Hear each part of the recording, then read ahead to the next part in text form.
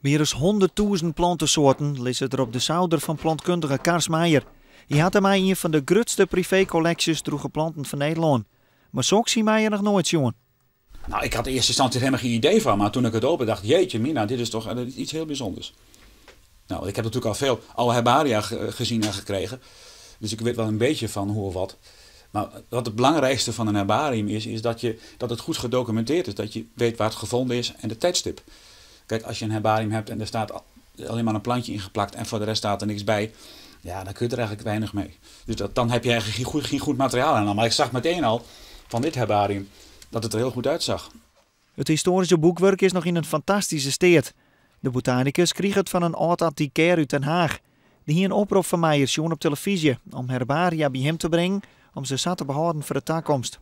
Ondanks alle kennis van nu staat er waardevolle informatie in het Schotse herbarium uit 1854. Je kunt er heel veel uit leren wat in die tijd daar gegroeid heeft. En komen die soorten daar nu nog voor? Je kunt dus weer teruggaan en op die plaatsen en kijken wat is daar voor of achteruitgang.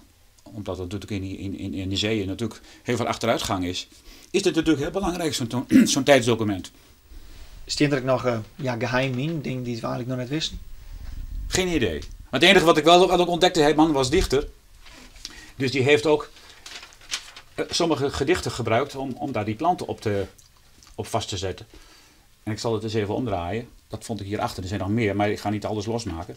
Hier staat bijvoorbeeld een gedicht van die David Lansbury op. Written at Sea. Nou ja, dat is heel toepasselijk. Het is natuurlijk ook misschien wel op zee geschreven, dat gedicht. Het zeeherbarium wordt in kwarten tentoongesteld, zodat elke in het zien kan. Uiteindelijk gaat de hele collectie van Meijer naar Naturalis in Leiden.